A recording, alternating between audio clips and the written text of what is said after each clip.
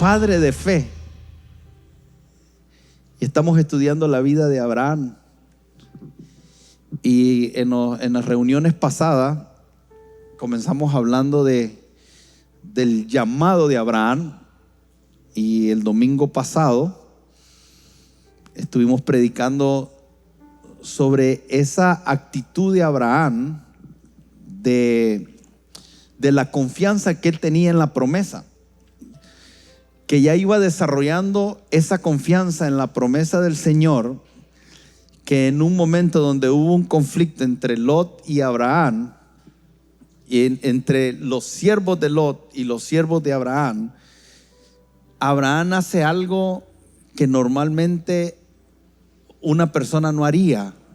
Se van a separar y van a escoger la tierra, y Abraham le dice a Lot: escoge tú la tierra que quieras. Obviamente, cuando usted le da a escoger a alguien, escoge lo mejor, escoge lo que es más conveniente, escoge lo que para él puede percibir como lo más fácil para lograr sus objetivos. Entonces, cuando Abraham le da a escoger a Lot, que él decida que si él va para el norte, Abraham se va a ir para el sur, y si él decide irse para el sur, Abraham se irá para el norte, lo que le está diciendo es: mi bendición, mi prosperidad, mi éxito, mi desarrollo, mi bienestar no está fundamentado en la tierra, sino en la promesa que Dios me dio a mí. Y nosotros ahí vemos esa actitud de confianza de Abraham en lo que el Señor le dijo: yo te bendeciré, yo te engrandeceré. Y Abraham entiende que no se trata ni de la tierra ni de su esfuerzo, sino de la bendición de Dios. Y se separan. Y ocurre algo con Lot, que yo sé que lo tocaron la semana pasada. Es que dice que él escogió la tierra que se miraba más próspera, la más linda, la más fértil. Pero a la misma vez que escogió esa tierra, hizo algo. Dice que él iba poniendo su tienda cada vez más cerca de Sodoma y Gomorra. Y Sodoma y Gomorra representan corrupción, representan un sistema corrupto, y representa inmoralidad, representa perversión. Cuando nosotros leemos de Sodoma y Gomorra en las Escrituras, no se habla nada bueno. Es una tipología de lo que ofrece el mundo. Y vemos que Abraham decide quedarse con Dios, en el sentido de que entiende que no es un sistema el que lo va a prosperar, sino Dios. Pero Lot comienza a acercarse y a poner sus tiendas cada vez más cerca de Sodoma y Gomorra. Y la primera vez que yo leí esto, me golpeó mucho, porque entiendo que eso nos puede pasar a usted y a mí. Nos puede pasar que comencemos a ver nuestra prosperidad, nuestra estabilidad, nuestro bienestar en un sistema que no es el sistema de Dios, y que sin darnos cuenta, de manera muy sutil, vamos acercándonos más a un estilo de vida conforme al sistema del mundo. Y hay cosas que en un momento no parecen tan negativas, no parecen tan malas, pero que vamos comprometiendo principios, vamos comprometiendo valores, y sin darnos cuenta vamos en una dirección contraria a lo que Dios quiere hacer en nuestra vida, y podemos llegar a posicionarnos en un lugar de vulnerabilidad. Lot tuvo la decisión de escoger. Lot tenía la escogencia en qué dirección tomar, pero no las consecuencias de lo que pasaría en las decisiones que él iba a tomar. Y eso nos pasa a nosotros. Usted y yo tenemos la habilidad y la capacidad y el libre albedrío dado por Dios de escoger el rumbo de nuestra vida que nosotros querramos. Es más, hay un versículo que para mí es muy impactante, porque dice la Escritura que Dios puso delante de nosotros, delante de usted y de mí, y delante de todo ser humano, Él puso la bendición y puso diga conmigo, Dios puso delante de mí la bendición y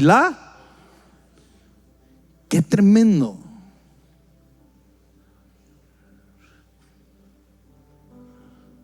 Qué tremendo. Qué impresionante que usted y yo tengamos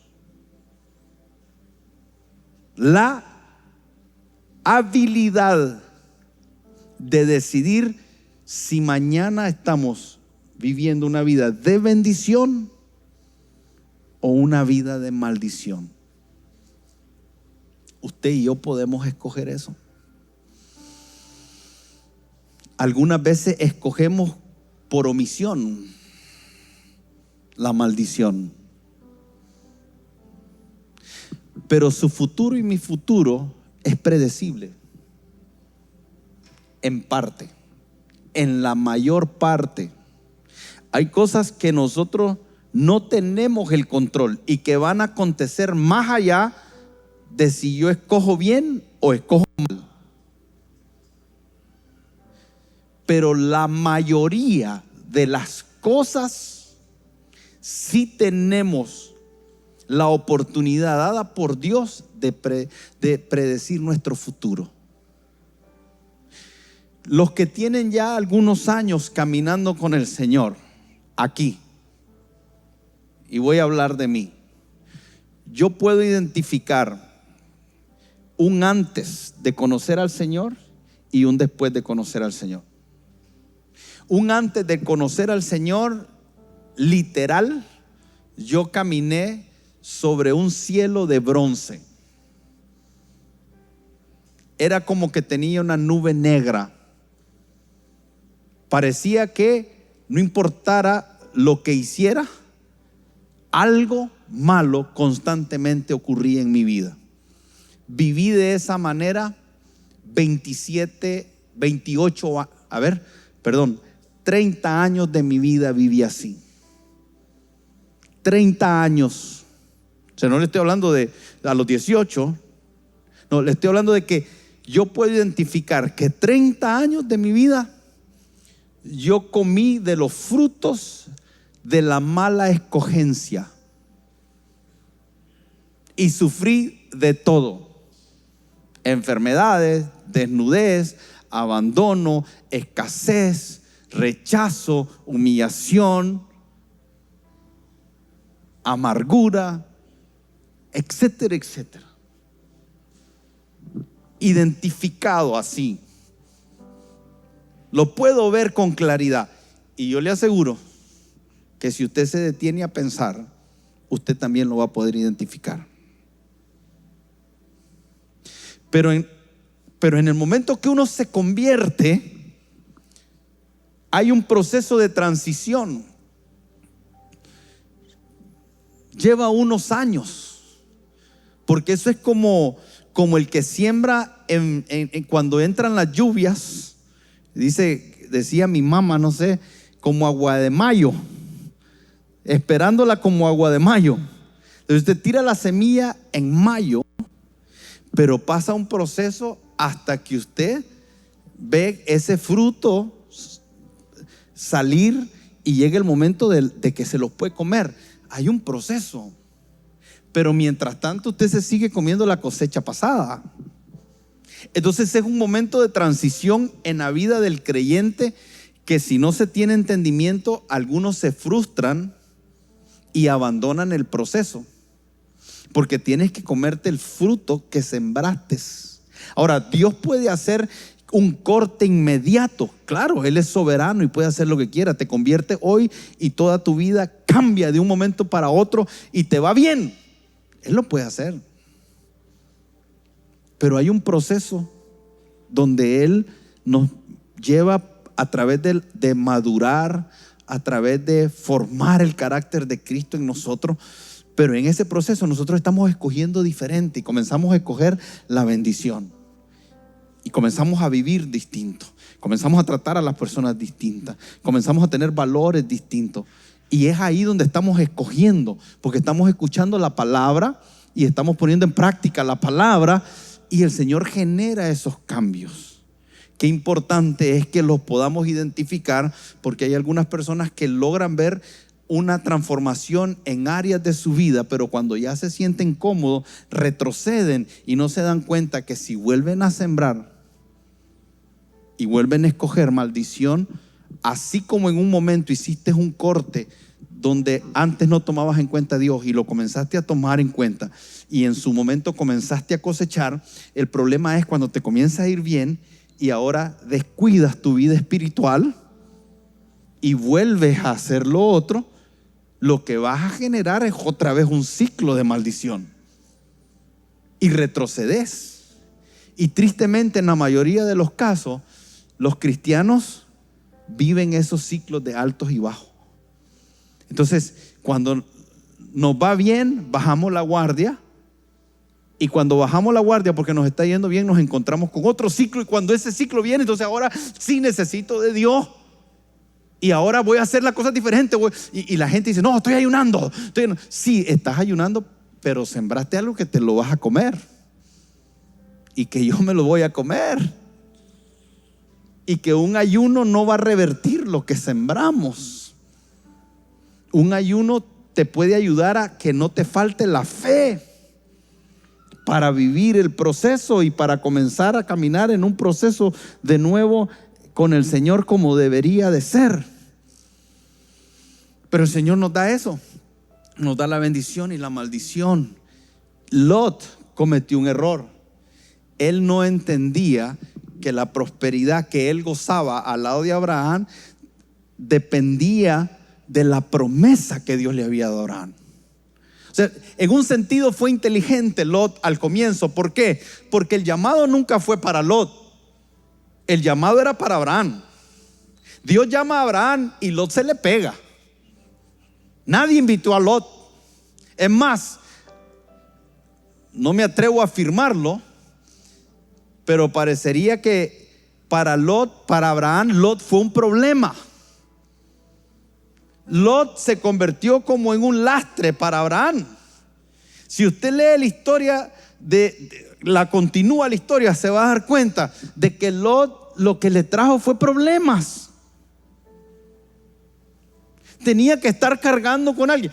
Es como yo estoy desarrollando mi fe y ahora se me pega uno que ya no tengo que yo solo salir adelante, ahora tengo que ver cómo saco adelante al otro. Y llega un punto donde Dios está prosperando a Abraham por causa de la promesa, tanto que Lot agarra su parte, pero ahora se convierte en un problema porque los siervos de Lot están peleando con los siervos de Abraham porque la prosperidad es tan grande que ya no les da la tierra.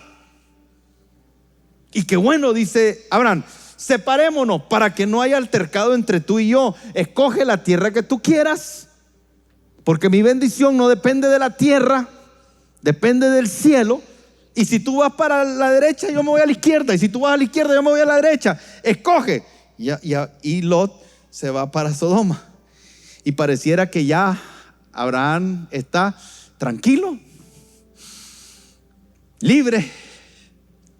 Ahora sí ya puede caminar sin tener que estar viendo a nadie, hasta que le llega la noticia. Aquí en Génesis capítulo 14 dice: aconteció en los días de Amrafel, rey de Sinar, Arioc, rey de Alazar, Kedorlaomer, rey de Elán, y Tidal, rey de Goín, que estos hicieron guerra contra Berá, rey de Sodoma, contra Birsa, rey de Gomorra, y contra Sinat, rey de Admá, contra Sebemer, rey de Seboín, y contra el rey de Bela, la cual es Zoar.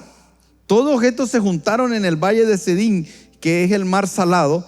12 años habían servido a Kedorlaomer y el 13º se rebelaron. Y en el año 14 vino Kedorlaomer y los reyes que estaban de su parte y derrotaron a los Rafaitas en Astarot, Kernaim, a los Susitas en Am, a los Emitas en Sabe, Kiriataim, y a los Heroes en el monte de Seir, hasta la llanura de Parán, que está junto al desierto.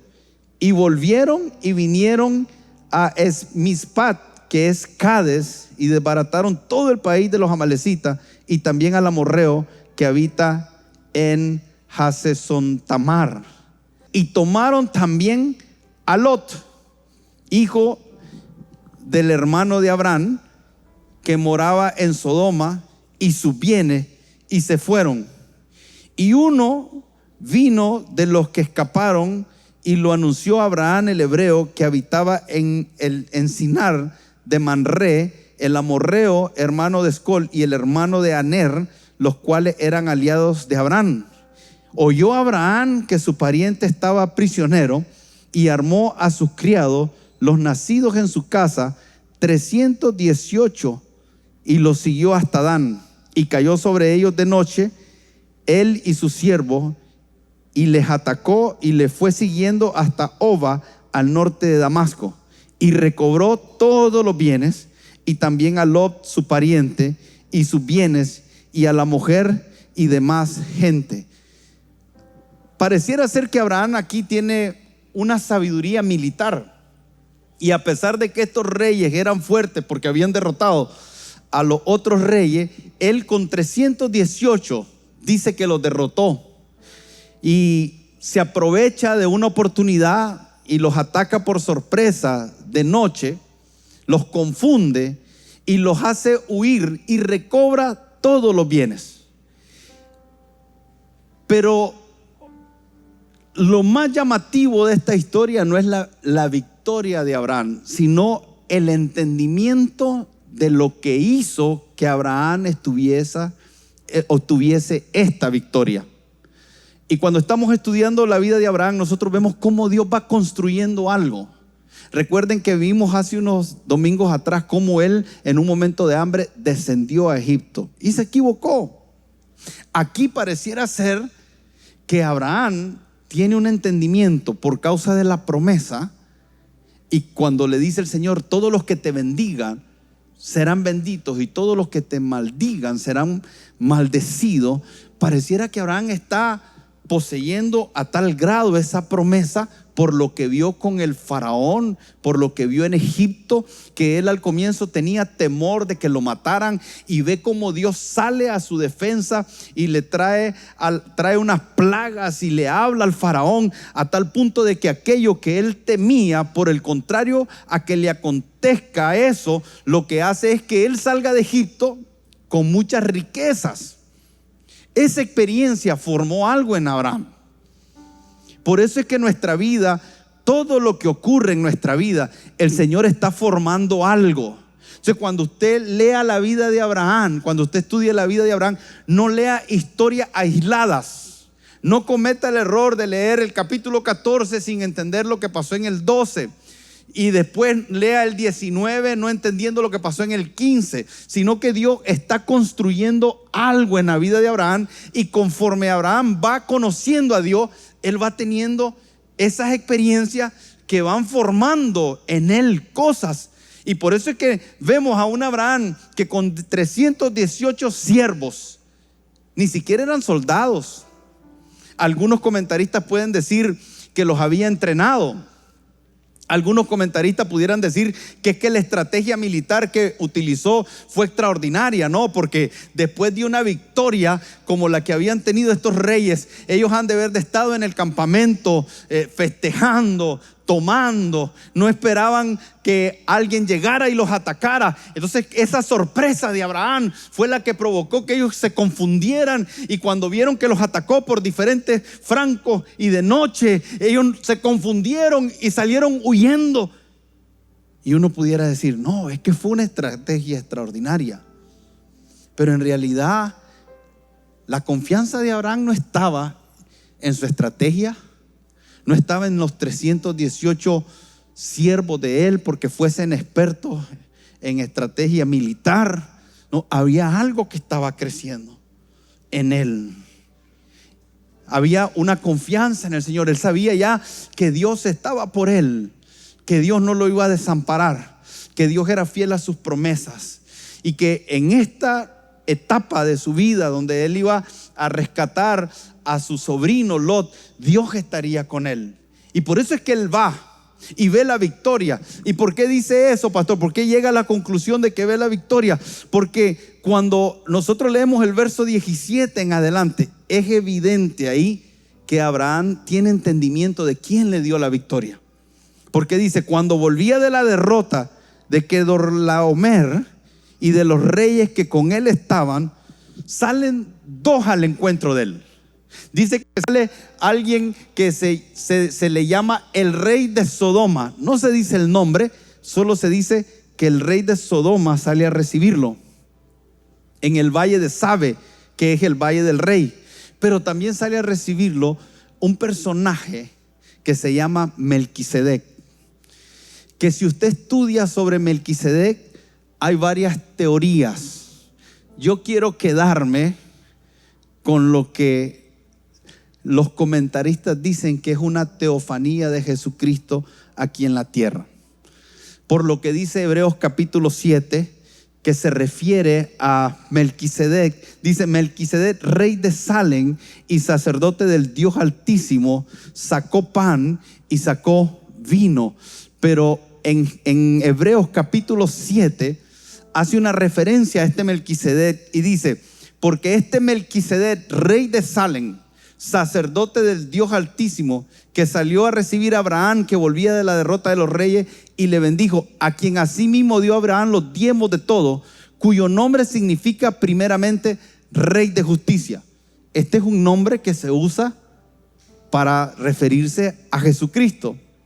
Y también rey de Salem, que significa paz, rey de paz, príncipe de paz. Entonces, cuando nosotros leemos la palabra Melquisedec, significa justicia, rey de justicia, pero a la misma vez rey de paz. Y son dos características del reino de Dios. Cuando habla, el reino de Dios no es comida ni bebida, sino justicia, paz y gozo en el Espíritu Santo. La justicia va a producir paz y la paz te va a llevar al gozo. Estas son características no solamente del reino de Dios, sino nombres con los que se llama a Jesús. Ahora, usted puede creer otra cosa.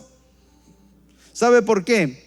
Porque hay cosas que a veces nosotros discutimos que no son esenciales. Hay otras cosas que en esta historia son más esenciales que hacer una discusión si este era un sacerdote, si este era un personaje que el Señor presentó y que estaba. Lo que sí nos habla es de algo que aquí Abraham está diciendo, es que cuando se encuentra con estos dos, uno le ofrece un trato, que es el rey de Sodoma y Gomorra. Le ofrece un trato. El rey de Sodoma le está diciendo: dame a las personas y quédate tú con los bienes. Eso parece una propuesta buena. Dame a las personas y quédate tú con el botín. Y cuando este rey le está ofreciendo esto, dice: entonces Melquisedec, rey de Salem, lo que hace es sacar pan y vino.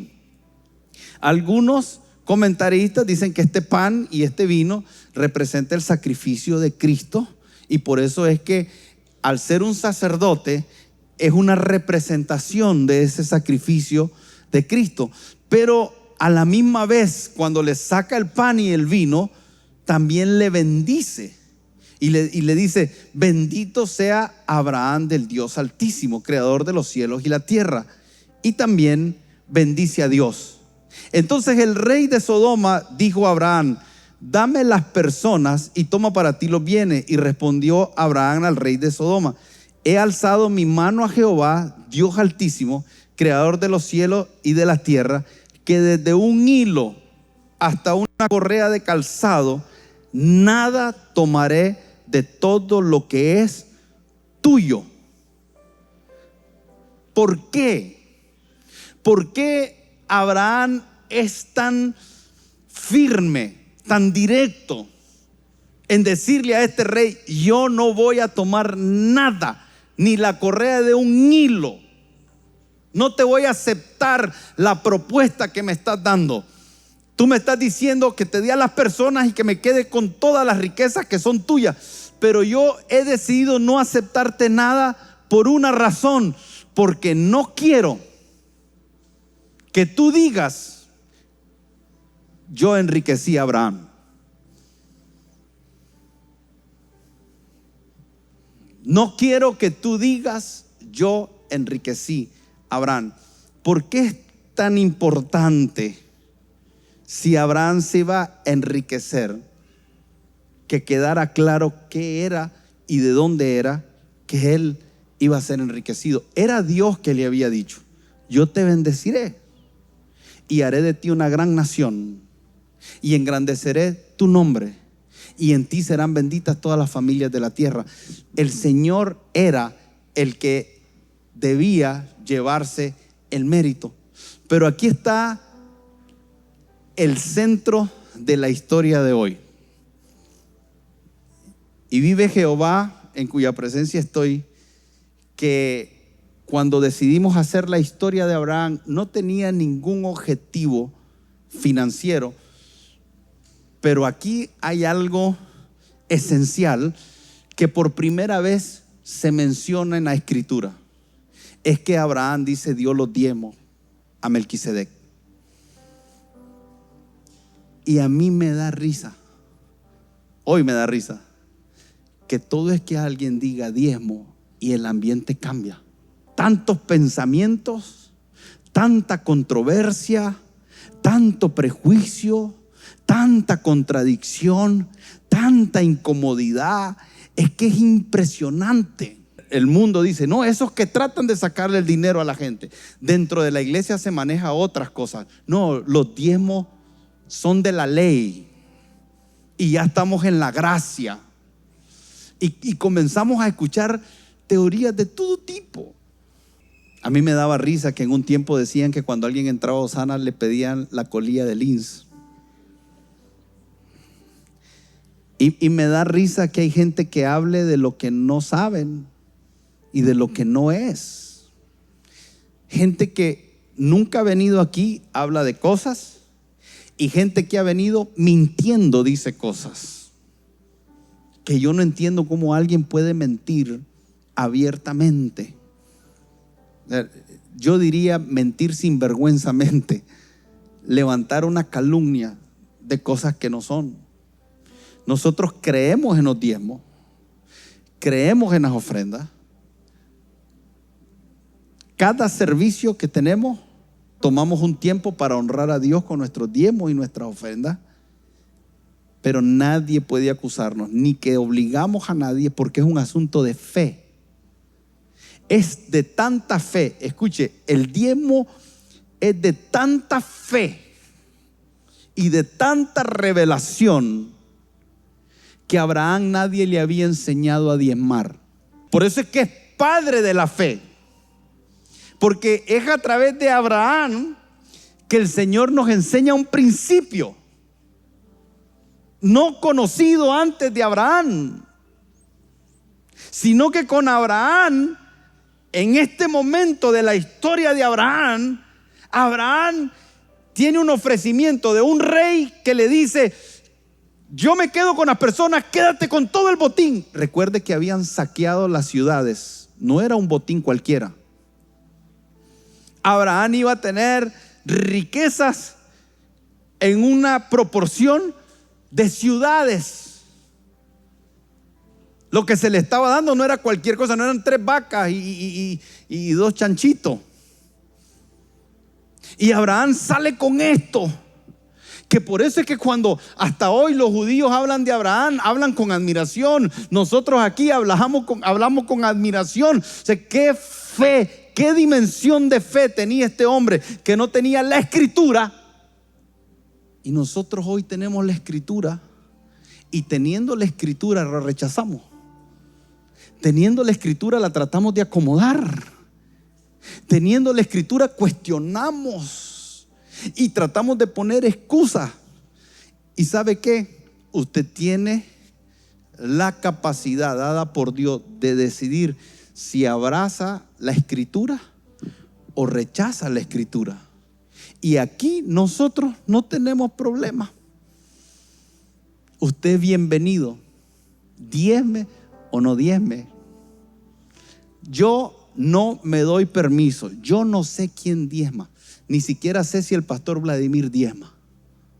Dios no necesita nuestros diezmos. Lo voy a volver a repetir.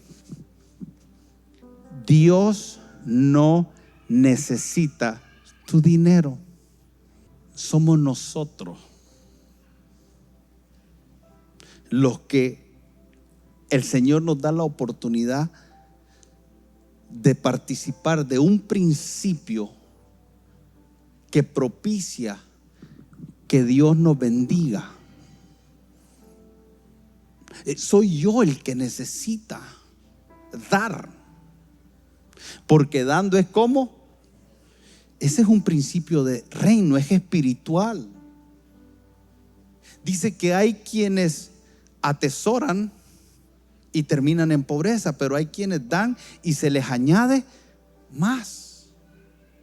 Dad y se os dará medida buena, remecida, darán en vuestro regazo. O sea, hay un principio de siembra y cosecha. Todo lo que el hombre sembrare, eso también segará.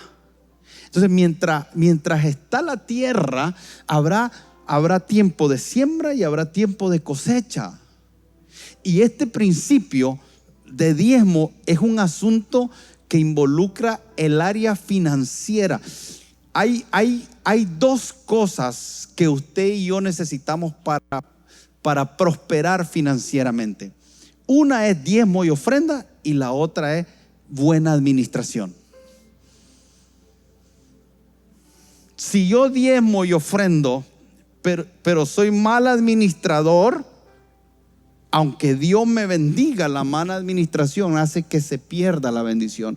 Yo conozco a muchas personas que son diezmadores fieles, pero malos administradores. Y no es el principio el que está fallando, sino es la mala administración. Yo conozco a personas que son buenos administradores, gente que sabe al centavo en qué invirtieron su dinero, pero que están limitados a ese salario, que están limitados a esa cantidad establecida de dinero, que no pueden hacer más de lo que ellos tienen como capacidad administrativa.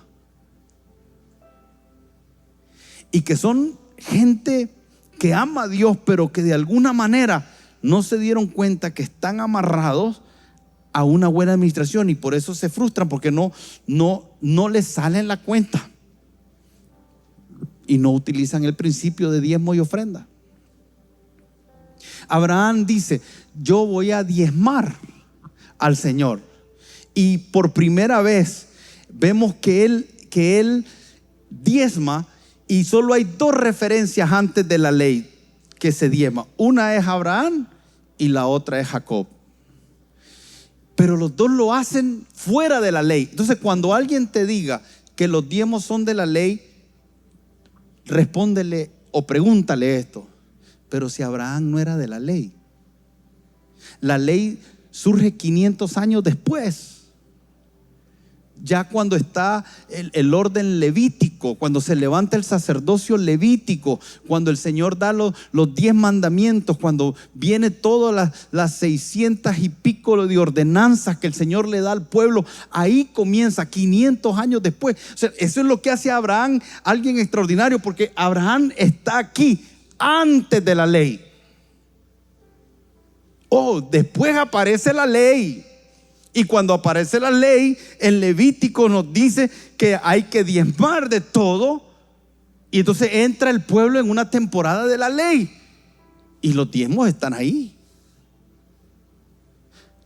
Pero cuando viene Jesús Y dice, no se hace mucha referencia de los diezmos, pero hay una referencia en Mateo capítulo 23, verso 23. Dice, ay de vosotros, escribas y fariseos. Está hablándole a los sacerdotes, a los líderes religiosos, y les habla fuerte. Una de las cosas que yo digo es, no crea, a veces nosotros miramos a un Jesús que pareciera que todo es dulce, en el sentido que no dice nada que pueda las personas ofenderse. Y Jesús supo de una manera extraordinaria hablarle a los religiosos, hablarle a los incrédulos, hablarle a sus discípulos. Les hablaba de una manera diferente. Y con los religiosos sí era fuerte, porque a los religiosos les dice aquí, a los fariseos y a los escribas, ustedes están cayendo en la hipocresía, porque ustedes diezman la menta y el eneldo y el comino, y dejáis lo más importante de la ley, la justicia, la misericordia y la fe. Pero resalte esto, porque dice, Jesús está hablando esto ya cuando Él está instituyendo y cuando está a punto de entrar en el nuevo pacto. Él dice, esto era necesario hacer sin dejar de hacer aquello. En Mateo capítulo 5, el verso 17 dice, no penséis que he venido para abrogar la ley o los profetas. O sea, nunca vino Jesús para abrogar la ley. La ley dice, no matarás. Y hoy sigue siendo válido no matar. No robarás. Y hoy sigue siendo válido no robar. O sea, yo vine no a abrogar la ley, sino a hacerla cumplir. Entonces no creamos que si vamos a quitar de la ley los diezmos, quitémoslo todo entonces. Entonces ya hagamos como nos convenga. Entonces el diezmo lo vamos a comenzar a entender cuando lo dejemos de ver como dinero. Mientras usted lo vea como dinero, usted no lo va a ver correctamente. Para Abraham no era un asunto de dinero. No lo miraba como dinero. Lo miraba como su seguridad, lo miraba como su dependencia, lo miraba como una forma de honrar a Dios, de adorar a Dios. Hay muchos elementos desde donde miraba Abraham eso. Abraham estaba en un momento donde arriesgó su vida. Y cuando él sale de eso victorioso, él dice, no, esto fue Dios, porque yo no quiero, primero, que este rey de Sodoma crea que él me enriquece, pero no solo que él me enriquece, que él me sostuvo con vida. ¿Quién me sostuvo con vida? ¿Quién me dio la victoria? ¿Quién me dio la estrategia? ¿Quién me dio la sabiduría? ¿Quién me dio la habilidad de poder que esos 318 siervos que fueron conmigo los preservara y pudiéramos ganar? O sea, hay toda una serie de elementos alrededor de esta historia que pudiéramos ir al detalle y verlo, porque estamos hablando de que él se arriesgó con menor número de gente, con menor número de capacidad, con menor número de armas, con menor número de experiencia. O sea, lo que iba era a que lo mataran. No llevaba las de ganar bajo ninguna circunstancia. Y cuando él sale victorioso, él tiene un entendimiento. Y por eso él dice, de lo que me dé, de lo que yo obtuve, yo le voy a dar el diezmo al Señor. Y vemos a un Jacob que tiene una palabra de una promesa desde antes de nacer, que el mayor sería más grande, que el menor sería más grande que el mayor. Pero Jacob entra en querer alcanzar una promesa por el engaño en su propia fuerza. Y nosotros vemos a Jacob desde chiquito creciendo, entendiendo que él quería la primogenitura, y llega a un punto que está con Esaú y le dice a Esaú, véndeme la primogenitura. O sea, él la quiere conseguir por su propia fuerza. Engaña al papá y comienza a hacer toda una serie de engaños. Por eso cuando en Malaquías, el capítulo 3, verso 9 en adelante, el Señor está reprendiendo al pueblo de Israel, porque dice, vosotros me habéis robado. Y les dice, hijos de Jacob. ¿Saben lo que significa hijos de Jacob? Es aquel que se quiere enriquecer por su propia fuerza a través del engaño fuera de Dios. Por eso es que Dios le cambia el nombre a Jacob. Dios le cambia el nombre y le llama Israel.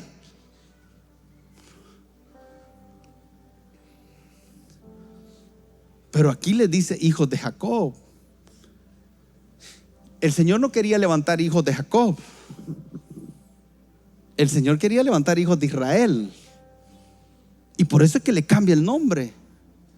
Pero es esa mentalidad de querer prosperar fuera de Dios. Mire, si yo diezmo y confío en el Señor en eso, todos los logros que yo tengo, yo sé que es el Señor. Pero si yo, sin necesidad de diezmar, a través de mis artimañas, a través de mis capacidades mentales, logro alcanzar un grado de prosperidad, porque sí se puede. Yo no puedo decirte que todo el que no diezma no va a prosperar financieramente. Pero sí puedo decirte esto, que el que diezma tiene la bendición de Dios para que se le multiplique, para que se le abran las ventanas de los cielos y Dios derrame bendiciones hasta que sobreabunde. Porque la única forma de hacer dinero no es a través de los diezmos. ¿Qué me está diciendo, pastor? Le estoy diciendo esto. Para un hijo de Dios, la forma debería ser los diezmos y las ofrendas. Para alguien que no, que use el engaño, que use las coimas, que use la corrupción, que use sus capacidades, las puede usar y puede tener un grado de éxito. Si no, mire los grandes millonarios. Y muchas de las cosas que se dicen es que los grandes millones están edificados sobre el dolor de otros. Cuando el Señor dice que Él nos va a bendecir, Él dice, la bendición que yo doy no añade con ella tristeza. De ninguna manera. Entonces necesitamos cambiar nuestra perspectiva de cómo vemos el diezmo. El diezmo no es un asunto de dinero, es mucho más que dinero. Es parte del dinero. Pero mi vida yo también la dedico al Señor. Mi tiempo lo dedico al Señor, mis recursos lo dedico, mis capacidades. O sea, yo entiendo que todo lo que he recibido lo he recibido de la mano de Dios. Entonces no es un asunto de dinero, porque Ageo 2:8 dice, mía es la plata. Y si déle la plata, ¿qué? Él tiene calles de oro y mar de cristal en el cielo y está esperando que nosotros le demos un poquito más de oro para poder pavimentar con oro un poquito más de las calles del cielo. No es un asunto de dinero. Por eso dice la Escritura, no podés servir a dos señores, o servís a Dios o servís a las riquezas. Pero quiero decirle algo, baje la guardia. Tranquilo, Bobby. Si usted no quiere dar, no dé. Y si le molesta lo que digo, aguántese un poquito y escuche. Porque está en las Escrituras por todos lados. Porque la parte de las finanzas está en las Escrituras por todos lados. Se habla más de finanzas que de otros temas en las Escrituras. Mucho se habla de esto. Entonces la Escritura dice, de Jehová es la tierra y su plenitud, el mundo y los que en él habitan. Si Dios es el dueño del oro y de la plata, si de Dios es la tierra y su plenitud, el mundo y los que en él habitan, entonces la pregunta es, ¿por qué nosotros pensaríamos que Él necesita de algo? Él no necesita. Lo que yo necesito es ver la mano de Dios también operando en esa área financiera de mi vida. Y por eso es que cuando nosotros leemos acerca del diezmo, tenemos que entender que diezmar es una expresión del corazón, donde confiamos en Dios por nuestras finanzas. Es un asunto del corazón. Yo aprendo a confiar en Dios de una manera financiera. Y es poner a Dios por encima de mi dinero. Está reflejando no solamente que tengo un corazón que confía en Dios, sino también un corazón que pone primeramente a Dios. Y por eso es que la Escritura nos dice: amarás al Señor tu Dios con todo tu corazón. Pero la Escritura dice que no podés amar a dos señores. Entonces mi pregunta es: pastor, espere. Dice que tengo que amar a Dios con todo mi corazón. Y si voy a amar a Dios con todo mi corazón no debería estar partido amando el dinero de tal manera que para mí se vuelva una dificultad honrar a Dios aún con mi dinero. Lo que refleja es que yo puedo amar a Dios, pero no con todo mi corazón.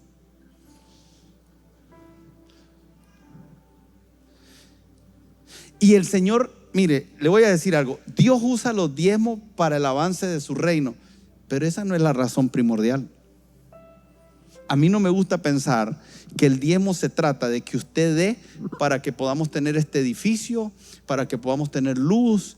Y en el pasado, a lo mejor en algún momento yo dije: no, todo esto es parte del avance del reino, y con los diezmos suyos y con las ofrendas suyas se hace esto. Pero déjeme decirle algo: es más que eso. Es un asunto de amar a Dios con todo nuestro corazón. Que eso se usa para esto. Por eso es que cuando en Hebreos nos dice que a la verdad, dice, los diezmos los reciben aquí en la tierra hombres, y aquí ciertamente reciben los diezmos hombres mortales. Uno dice: pastor, pero el dinero no. Pero allí uno de quien se da testimonio de que vive. O sea, de alguna manera tenemos que tener en nuestra mente un entendimiento de que Dios no recibe el dinero como dinero allá en el cielo. Lo que Él recibe es una actitud del corazón, y después se usa para algunas cosas aquí en la tierra. Pero en realidad, cuando nosotros diezmamos, es un asunto de nuestro corazón que está simplemente honrando a Dios con nuestros bienes y nuestras primicias. Entonces no es solo un asunto de dinero, es un acto de adoración, es un acto que nos mantiene dependientes de Dios, es un acto que es una expresión de gratitud, es un acto en el cual nosotros le estamos diciendo al Señor: soy capaz de manejar administrativamente los recursos que tú me estás dando. Por eso es que es extraordinario este asunto del diezmo, porque si usted se fija, de alguna manera no es un asunto de dinero, porque al que tiene mucho se le pide lo mismo que al que tiene poco, porque no es un asunto de cuánto das, es un asunto de entendimiento. Y dice el Señor aún, y esto es más fuerte, hermano, dice que el diezmo es de Él. Está aquí. Es interesante porque ¿cuándo fue la última vez que yo dije algo de diezmo? ¿Se recuerdan ustedes? ¿Alguien se acuerda cuándo fue la última vez que yo le diezmo?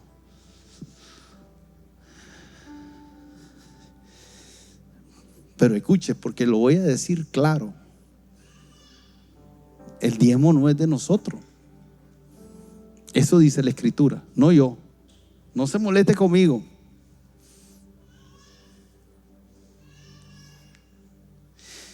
¿Sabe qué nos va a sostener en los momentos que nos espera adelante? La capacidad que nosotros tengamos de aplicar los principios para cada área de nuestra vida.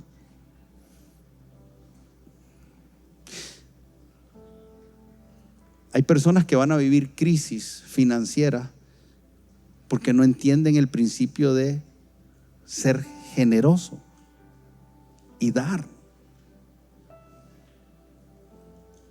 Le pedimos al Señor que nos saque de las deudas y no administramos bien.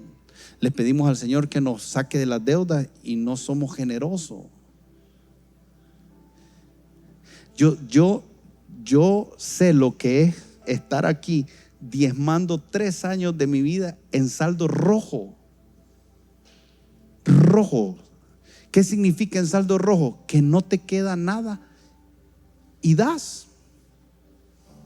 Esta iglesia sabe dar su diezmo. Podemos sembrar en un ministerio, en algún momento damos a una asociación a la que estamos afiliados.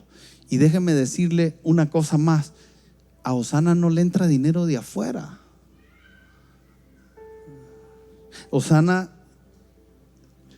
hace lo que hace por la generosidad de las personas que están aquí, y eso debe de hacerlo sentir bien, porque usted está colaborando con la obra del ministerio que estamos haciendo juntos. Amén.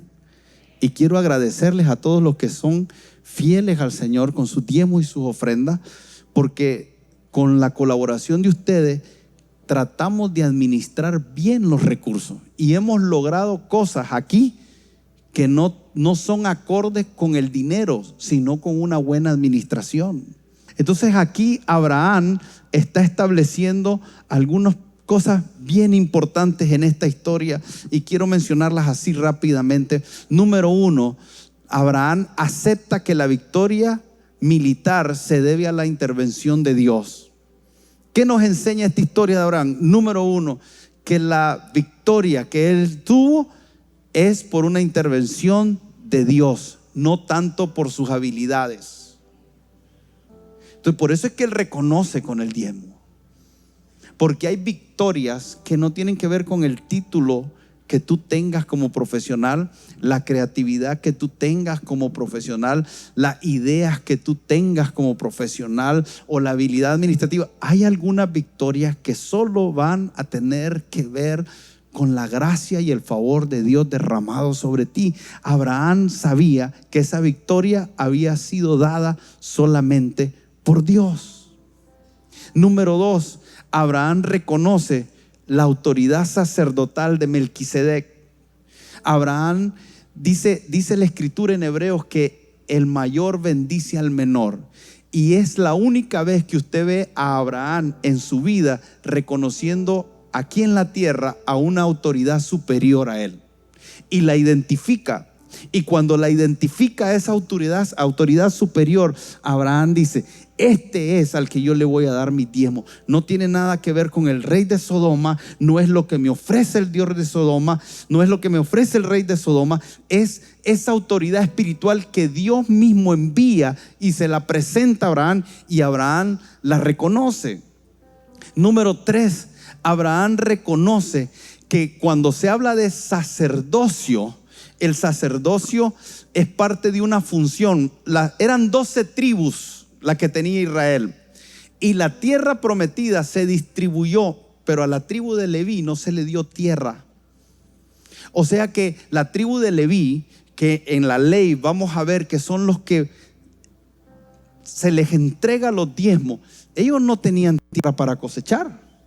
Las otras 11 tribus se les había dado una tierra, y de lo que producían las 11 tribus, venían y le traían los frutos y le traían los diezmos a la tribu de Leví, porque ellos estaban única y exclusivamente, escuche esto, única y exclusivamente para ministrar en el templo. Eso era lo que hacían. A eso se dedicaban, a mantener a ministrar a Dios y a la gente, y de esa manera el sacerdocio tenía como objetivo estar a tiempo completo ministrando a Dios y ministrando a la gente, ministrando a Dios y ministrando a la gente. Esto hasta el día de hoy cuesta que se entienda. Uno puede dedicarse y trabajar. Una de las cosas que yo quería en mi vida es hacer negocio, para que nadie dijera que a mí se me da un peso de aquí. Hasta el día de hoy quiero que sepa que sigo con algunas ideas y se van a hacer realidad, y el día que se hagan realidad yo no quiero. Yo no estoy en esto por dinero. Usted se asombraría de la gente que tenemos aquí como pastor. El pastor Vladimir trabajó para una empresa que ganaba $10,000 mensuales. y dejó eso. El pastor Johnson trabajaba en una empresa que ganaba $6,000 mensuales y dejó eso. Gerente de Pipasa, gerente de Cargill, el pastor Ronald, gerente de Claro, de todos los locales de Claro, atención al cliente, y ganaba otro montón de dinero y también salió de ahí y dejó eso. O sea, mire, es muy diferente el que no tiene nada que hacer y dice, bueno, aquí me agarro.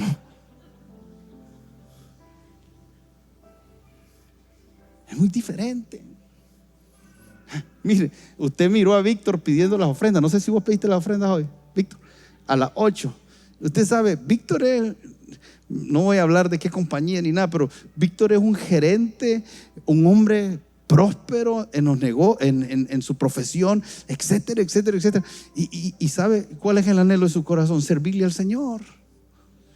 ¿Usted cree que anda detrás de una?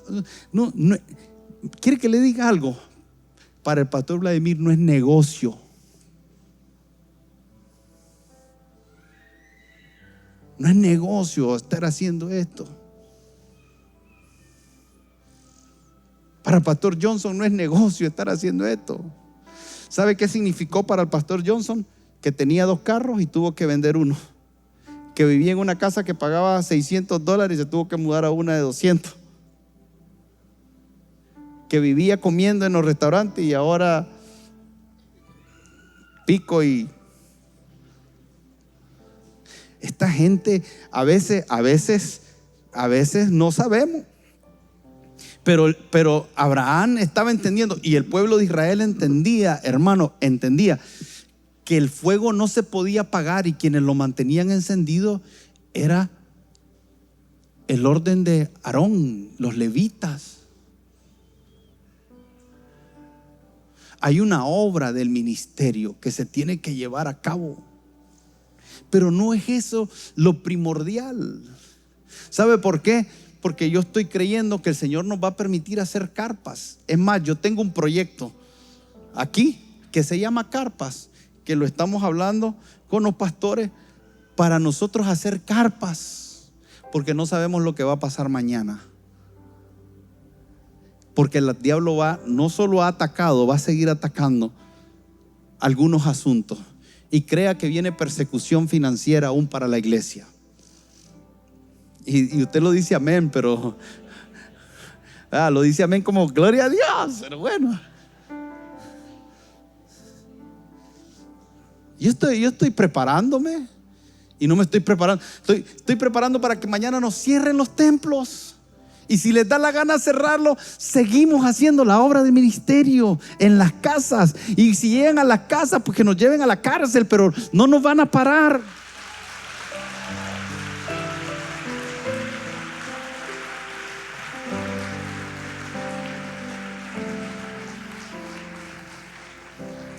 No, esto no es un asunto de dinero, no es un asunto de aprovechamiento. Yo creo que yo hoy aquí puedo ponerme de frente a ustedes y decirle con toda autoridad espiritual y moral que ustedes saben que aquí jamás se les ha visto como un número financiero. Aquí se les ama y se sirve primeramente para darle gloria a Dios y después para servirle a ustedes. Den o no den. Y si ustedes no dan, el Señor envía los cuervos de donde sea. Tranquilo. Pero Abraham entendía esto también. Y el pueblo de Israel entendía esto, que los levitas que estaban para servir al altar. Número 4, debemos dar en el lugar adecuado. Abraham dio los diezmos al sacerdote. No, aquí abrimos Osana Norte y nunca les dije pacten. Aquí abrimos Lindavista y nunca les dije pacten. Estamos en Miami y no les he dicho pacte.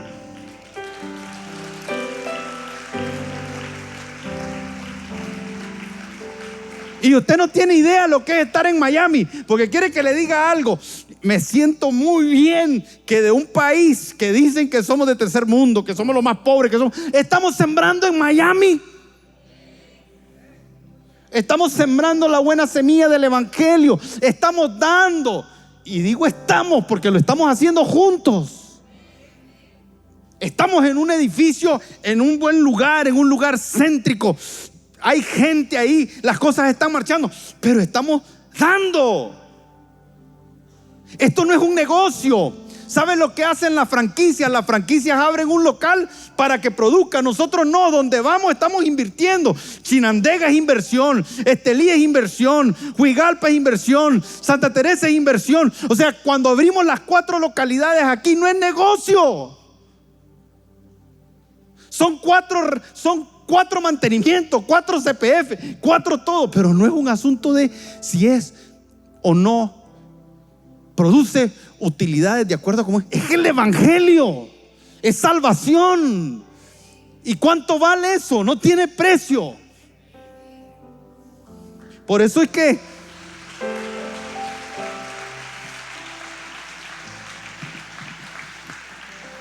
si usted se congrega aquí, dígame aquí. Si usted cree en lo que estamos haciendo, siembre aquí y experimente la bendición de Dios. Probadme ahora en esto, a ver si no os abriré la ventana de los cielos y derramaré bendiciones sobre vosotros hasta que sobre y abunde.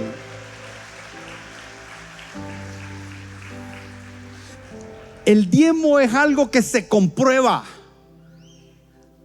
Usted lo va a experimentar hasta que usted decida participar. Mientras no participe, usted no va a comprobar. Probadme en esto, a ver si no os abriré la ventana de los cielos y derramaré bendiciones sobre vosotros hasta que sobre y abunde. Y escuche, y reprenderé al devorador. Reprenderé al devorador. Si usted quiere prosperar financieramente, y aquí cierro, son 2 cosas: buena administración, diezmo y ofrenda. Buena administración, diezmos y ofrenda. Pero usted aquí es bienvenido, se le ama y queremos la bendición sobre usted y que le vaya bien. Pero yo entiendo que el diezmo es bíblico, es escritural. Pablo dice que cada uno dé con liberalidad, no por necesidad, sino con corazones alegres de poder darle a Dios un poco de lo que Él nos da. David decía: ¿qué te puedo dar que no haya recibido de tu mano? ¿Qué le podemos dar al Señor? Yo le pregunto, ¿qué le podemos dar al Señor que no hayamos recibido de Él? Si de Él viene todo, Él es el que nos provee para todo. Amén. Y te digo algo, Dios te va a sostener sin importar lo que hable la economía, sin importar lo que esté diciendo el mundo que se avecina.